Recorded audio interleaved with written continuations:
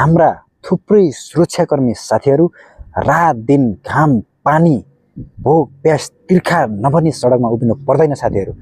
त्यसैले पहिला हामी नागरिक बदल्यौँ अनि मात्र देश बदलिन्छ।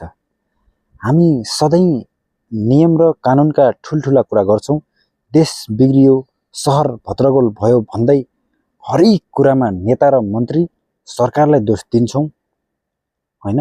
सरकारलाई दोष दिन र मन्त्री नेतालाई दोष दिन हामी जनता कहिले पनि थाकेनौँ। तर एकचोटि आफ्नै मनलाई सोधौँ त, के यो भद्रगोल र अस्त व्यस्तताको दोषी सरकार मात्रै हो? हिजो काठमाडौँमा भएको त्यो दुःखद आत्मदाह र आत्महत्याको घटनापछि आज न्यु रोडको सडकमा नगर प्रहरी खटेका छैनन्।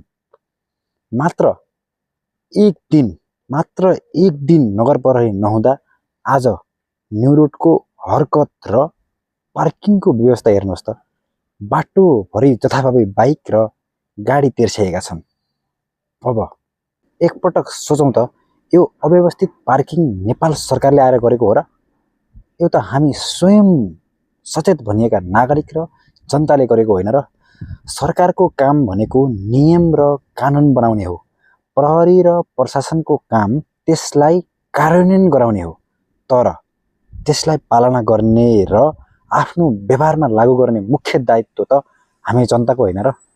जबसम्म हामी नागरिकमा स्वस्फूर्त रूपमा नियम मान्ने चेतना आउँदैन, तबसम्म जतिसुकै राम्रो सरकार आए पनि देशको विकास सम्भव छैन साथीहरू।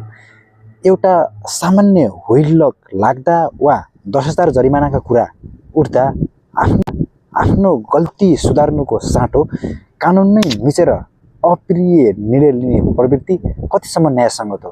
मानिसको जीवनमा अनेकौँ व्यावहारिक कठिनाइ होलान् होइन, ऋण धन होला, समस्या होलान्, तर कानुन र नियम त सबैका लागि बराबर हुनुपर्छ। जनताले आफै स्वविवेक प्रयोग गरेर नियम र कानुनको पालना गर्ने हो भने हाम्रा थुप्रै सुरक्षाकर्मी साथीहरू रात दिन घाम पानी भोक प्यास तिर्खा नभनी सडकमा उभिनु पर्दैन साथीहरू। त्यसैले साथीहरू है, अरूलाई औँला उठाउनु भन्दा पहिला आफ्नो तीनवटा औँला आफैतिर फर्किएका हुन्छन् भन्ने कुरा नबिर्सौँ हामीले कसैले पनि। पहिला हामी जनता सुर्दिएर सभ्य नागरिक बनौँ अनि मात्र सरकारलाई दोष दिने नैतिक हैसियत राखौँ। हामी बदलिए देश अवश्य बदलिनेछ। सबभन्दा पहिला